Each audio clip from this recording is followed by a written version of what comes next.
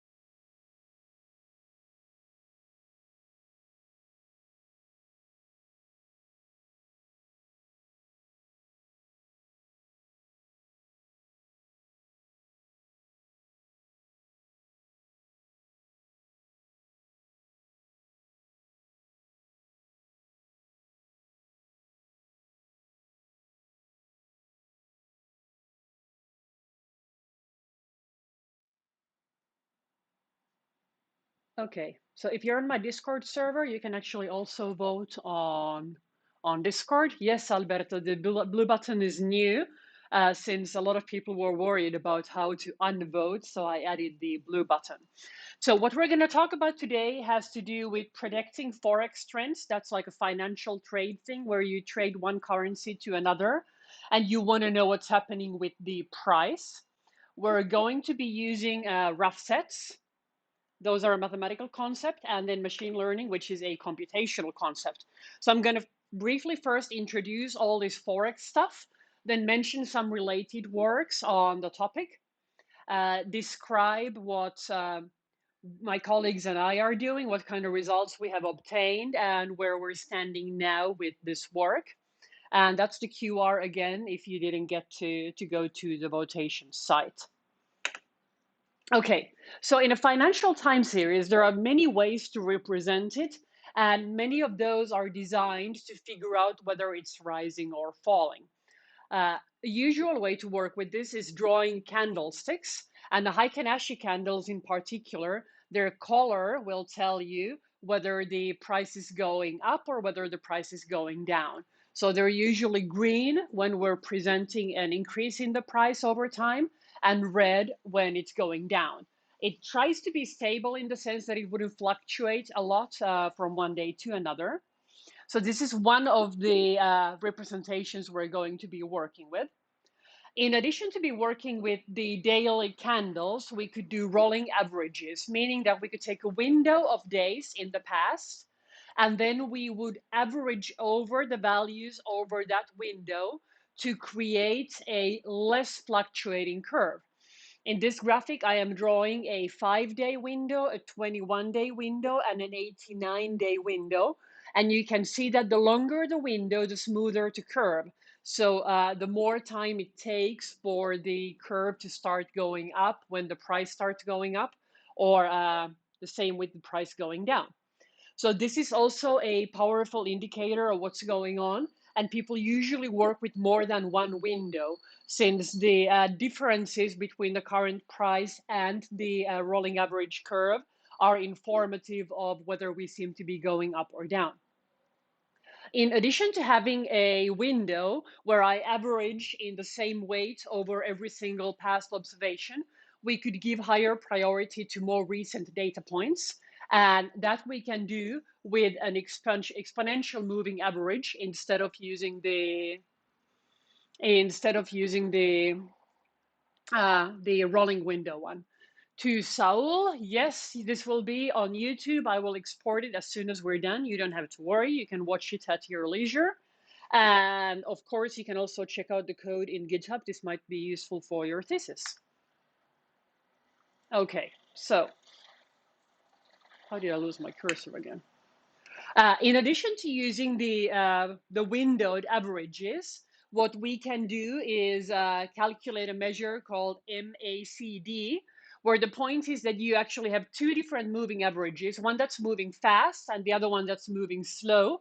And we're looking at differences between the two to create this like bar dot kind of a chart that shows us whether we seem to be rising in price when the bars are pointing upwards, or when the prices are going down, the bars are pointing towards negative values. There are tons of this. I'm just going to briefly mention some.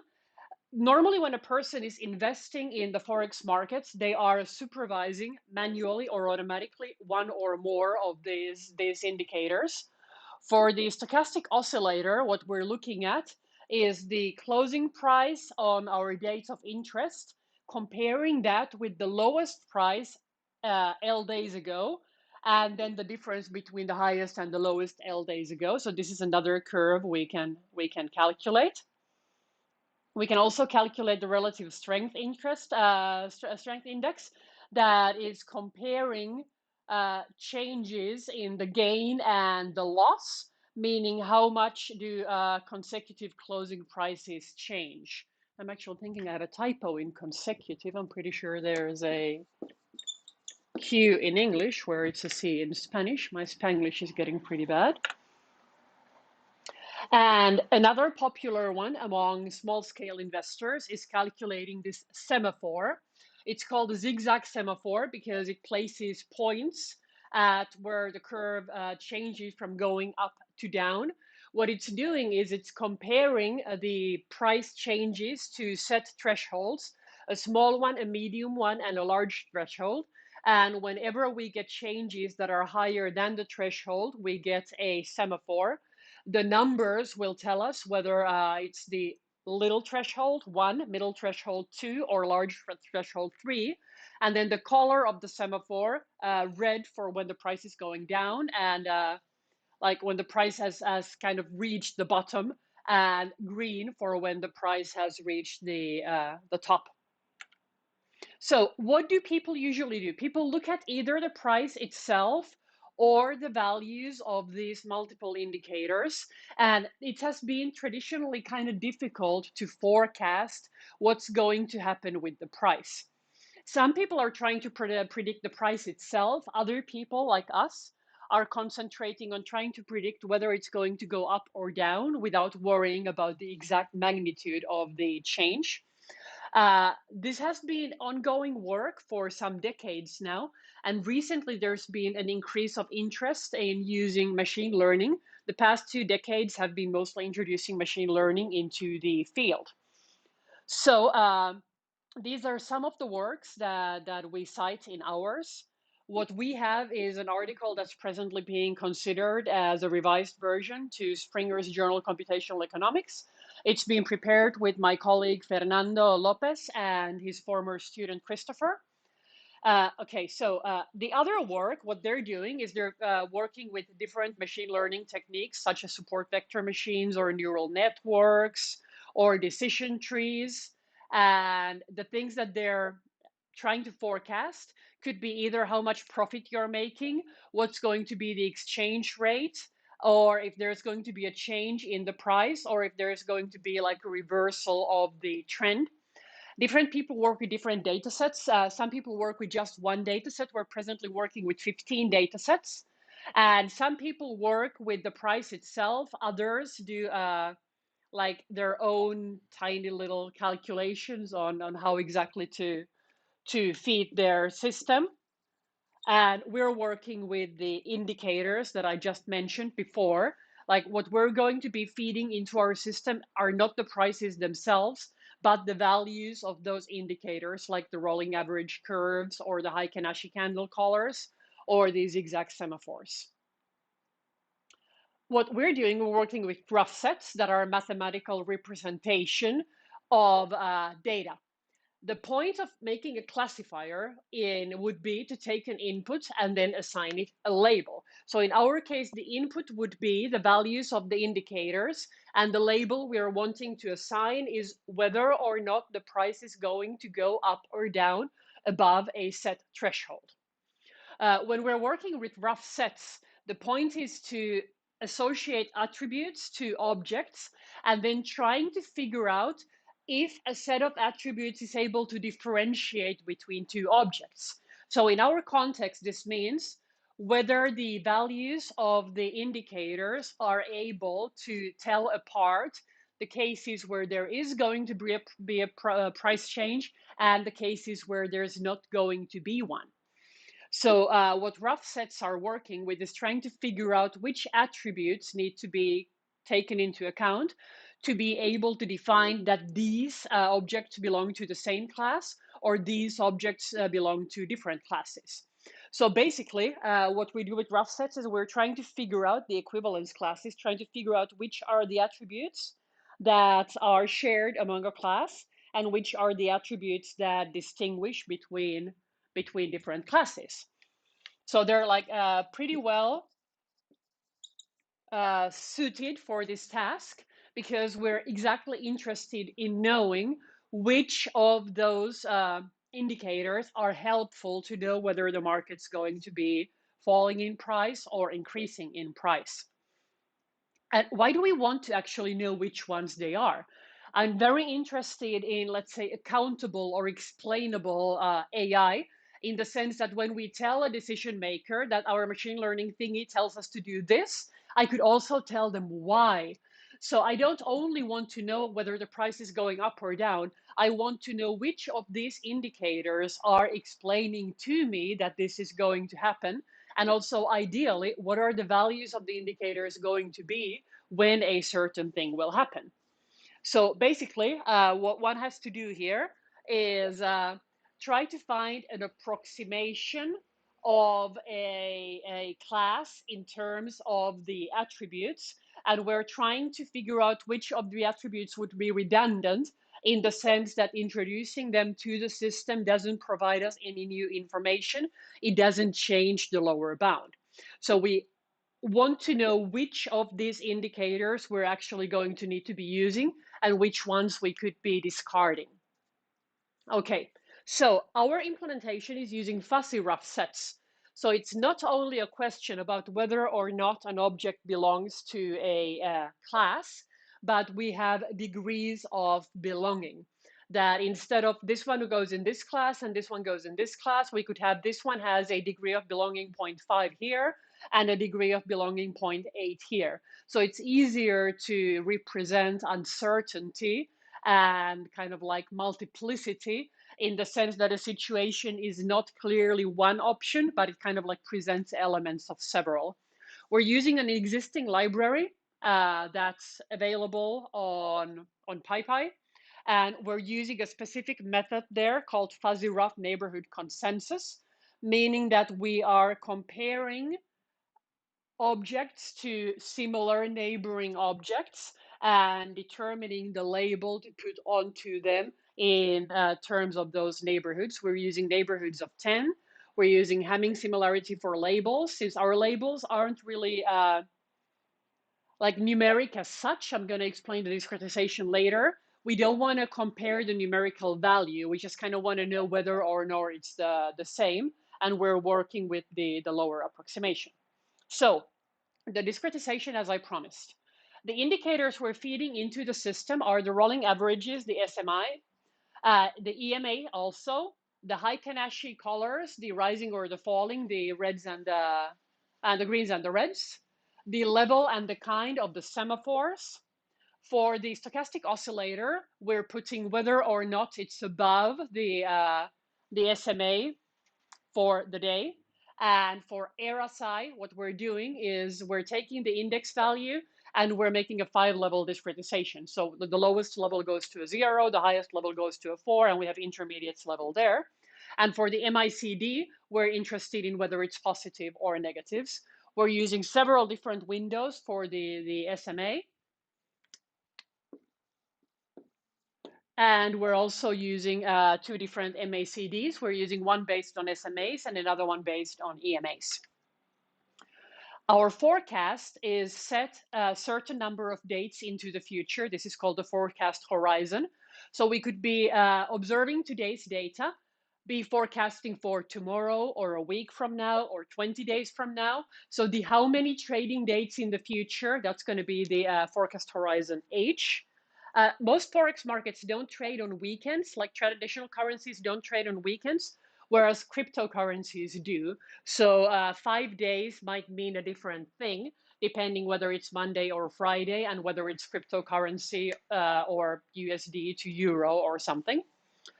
Our other thing that we're varying is the change threshold.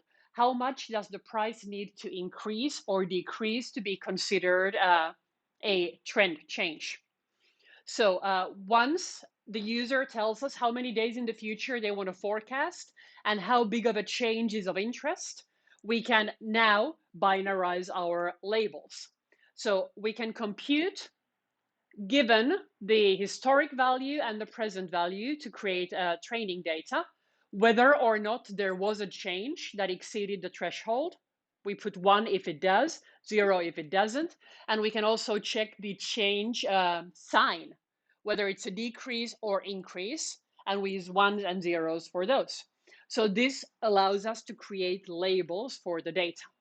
So what we're doing is pairs that are 1, 1, we're labeling those as 2, meaning that there is an increase that's above the threshold.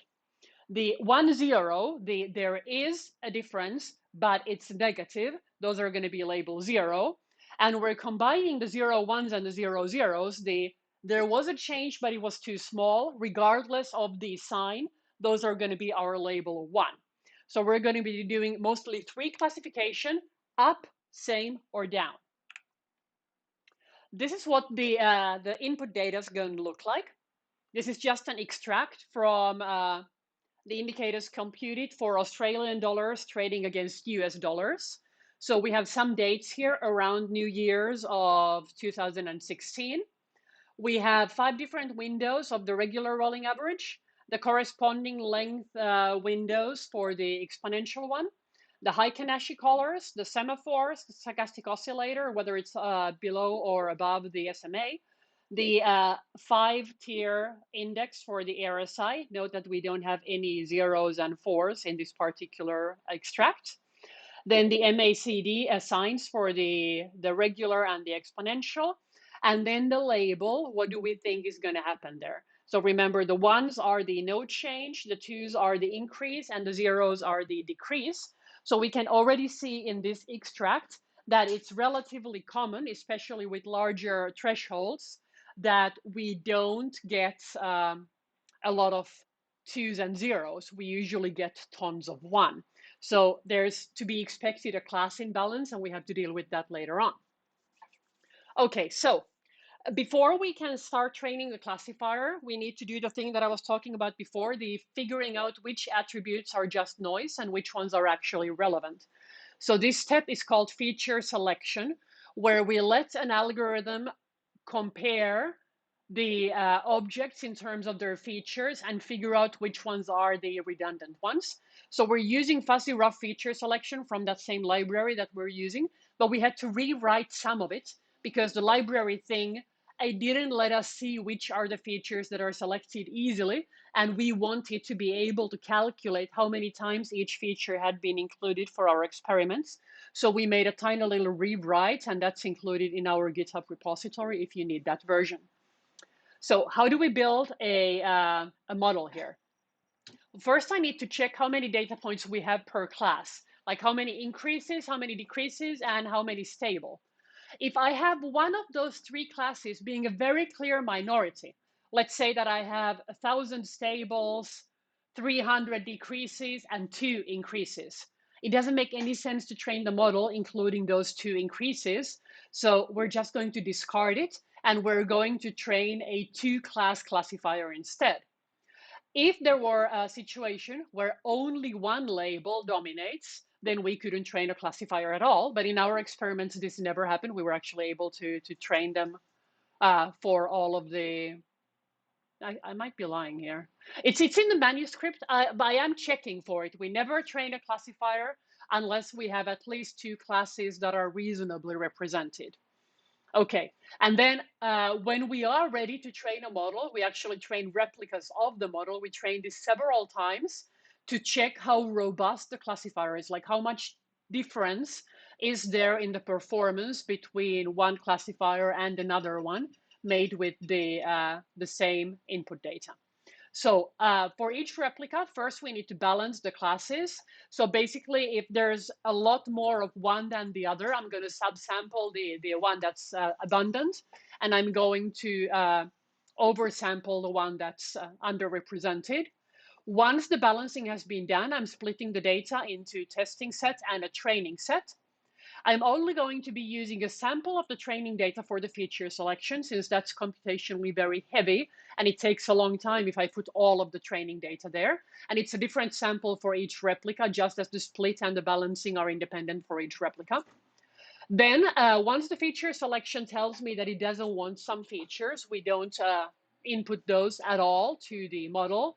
And we only train the model using the features that were actually selected in the feature selection step. Then we're going to predict, and it should say defuzz, but I think I've done an autocorrect, so it says defull. Defuzzing means that our classifier is going to give values between 0 and 1 for each of the labels. So it's going to say that, okay, this sample here, I think it's a 0 with the degree of belonging 0.3, and I think it's a 1 with the degree 0.5, and I think it's a 1 with 2 with the degree something. So I need to turn these into actual label selections because it's a fuzzy classifier. So it's going to be possibly picking more than one in varying degrees. So what we're going to go with is the maximal belonging. We're going to take the answer as the class that had the highest degree of belonging. We're also checking if there are matches, like if there's more than one with the same degree of belonging. We haven't run into that situation, but the code's checking for it. Once we have defuzzified the labels with the testing data, then we can compute an F-score to figure out how accurate the classification is. So how do we calculate an F-score? What I need to do is get a confusion matrix that counts predicted versus expected label pairs, like how many zeros we're taking as zeros, how many ones we're taking as zeros, how many twos we're taking as zeros, etc. Then I can calculate the precision as the true positive rate. I can calculate the recall as a two positive rates, but normalized with the sum of the true positives and the false negatives. And then I can just combine these two into an F-score. And we're going to be using a weighted version of the F-score, but I don't want to put too many equations here. Okay, so the rough set methods that we're using are deterministic. So we're just going to characterize ones. So we're extracting the indicators, and we don't have to extract them many times because each indicator gives exactly the same value, exactly the same time we calculate it. Then when we're doing the splitting and the balancing, those are probabilistic steps. So that's why we need to do the replicas. We're running this on Ubuntu. I've written the code in Python. There's some bash scripts to run the experiments. We're visualizing mostly with R and GNUplot. The data, it comes from finance.yahoo.com. It actually still says 5 pairs there. It should say 15. We're using 15 pairs, and it's a 5-year length of data for each. And our repository, it's under my GitHub, and it's just called Forex. Okay, so what do we do with each data set? We take the data, we calculate the indicators, and then we extract the features, which is the discretization of the indicators. We are experimenting with several different H's and T's. For each HT pair, we need to compute the class labels. We need to check for the class presence. If we don't have at least two classes present, then we have to terminate. Then we're going to do the rough set representation. After that, we need to do the split of the data into the training. We're using 70% for training and 30% for testing. We're making, again, sure that the classes I want are present in both the training and the testing data. If I don't, I'm going to try splitting again. And if I can't get a split that represents adequately both of the classes, then I'm just going to bail. This doesn't happen in our experiments, but it's important to take it into account. Then with the 70% part, we're doing the feature selection with a sample of it and then building the classifier. Then we use the 30% to predict and compute the F-score. Then when we have our replicas that we wanted to have, we're going to terminate. I can't really remember if it's 5 replicas. I need to check the code to update the slide. I think I put more replicas. I'm not entirely certain. I've tried several different values. It's important to have replicas. It's really important to have those, but the more you have, the longer it takes. Okay, so this is a sample of the classifiers that reach an F-score higher than 95% when we're using all of the features as candidates for feature selection. So all of the 15 pairs end up with at least one classifier that's high enough to have an SF score above that threshold. It's important to note that, as highlighted in orange here, we sometimes have very few stables. Like the increases and the decreases are much more dominant than the stables. So we're actually doing two classifying here, whether it's going up or down, because there aren't enough of the stable prices. It's pointless to try to oversample just 4 data points. So when I don't have at least 30, I am not going to train for that class at all. So here we're just training increase or decrease. We don't train for stability. The feature selection takes a little less than a minute, has some variation on it. It's done with just a sample of the training data. And the building of the model itself, that's very fast. It usually takes about a second with relatively little variation. For the frequency of including the features, RSI is clearly dominant. So most of the classifiers, sometimes all of them, at least 89% of them, are using this feature in particular, whereas we can see, for example, that the EMAs are not very frequent. So it would be interesting to see that if I don't allow the system to use the relative strength index anymore, what's it going to do? Is it still going to be able to predict the changes, and which indicators will it choose? Okay, so we're going to do different combinations of permitting the features. The one we were just looking at is we permit all features for feature selection. Then we're going to do a combination that doesn't allow RSI. Then we're going to, in that situation, notice that the MACDs are very popular, but the scores are actually similar. Okay, so then we remove the RSI and we also remove the MACD. The exponential moving averages and the Heiken Ashi candles start being used and the scores are similar. If I only use RSI with SMA, we get pretty good predictions. But if I use RSI with only EMA instead of SMA, we cannot predict the Chinese yuan against the US dollar very well anymore. For some reason, the presence of only the EMAs makes that harder to predict. And if I only use the different windows for the SMA, I get reasonable models for short horizons and small thresholds. So it kind of looks like if you want to look at as few indicators as possible, following the relative strength index and some of the regular rolling averages should permit you to reasonably forecast what's going to be happening with the Forex prices. So this is just a graphic of the frequency of selection of the indicators in those 6 different experimental setups. So we can see that the short window SMA was popular across the board. The EMAs were very rarely used. The kind of the semaphore, whether it's the green or the red one, it was basically irrelevant, meaning that the other indicators already incorporate that information, whereas the level was very important when we couldn't count with RSA or MACD. Okay, so how do these forecasts look like? This is a graphic that's showing for the forecasts from the trade from euro to Canadian dollar. I'm showing the F score for the lowest and the highest replica as a bar. So this is the lowest replica here. This is the highest replica here. I am drawing a line in 0.8, which means that I would consider that's a decent classifier. And I'm drawing another line at point, I think it was 6.5, meaning that it's a very poor classifier. And this here is the horizon. How many days ahead are we forecasting? So we can see that we have lots of really poor models where none of the replicas get to a decent score.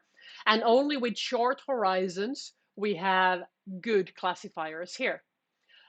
These little bars here, these are the thresholds. Remember, we have 3 different groups of thresholds. I'm using small thresholds that are like 0.01%, 0.02%, and then medium ones that are 0.1, 0.2, 0.3, and then large ones that are 1%, 2%, etc. So while I'm varying the threshold, I also get different performance. The higher the threshold, the longer horizons I can work with. With very large thresholds, even 15-day horizons start behaving reasonably, whereas I cannot even train the models because I just don't have enough data to get the class labels for at least 2 classes properly when I'm using a large horizon. So sorry, small horizon. So remember, large thresholds are large changes, and I can forecast far ahead as long as it's a big change. Whereas if I want to forecast short term, it has to be a small change. But the shorter horizons seem to have the absolute best classifiers, but for small thresholds, there are decent classifiers across the board. With Bitcoin, it looks a little bit different. Short-term forecasting for Bitcoin seems to be very, very easy, whereas the long term, if you compare with the Canadian, it gets better to forecast the large changes in the long term with the euro to Canadian, but it doesn't with the Bitcoin. So the further we go ahead in time, the harder it becomes to forecast even the larger changes.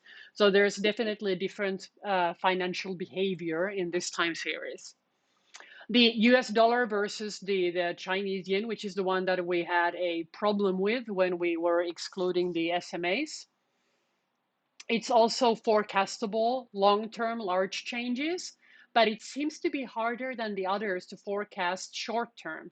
Like the one-day changes, we don't really have any very good classifiers, but we do a little better with the 2-day horizon.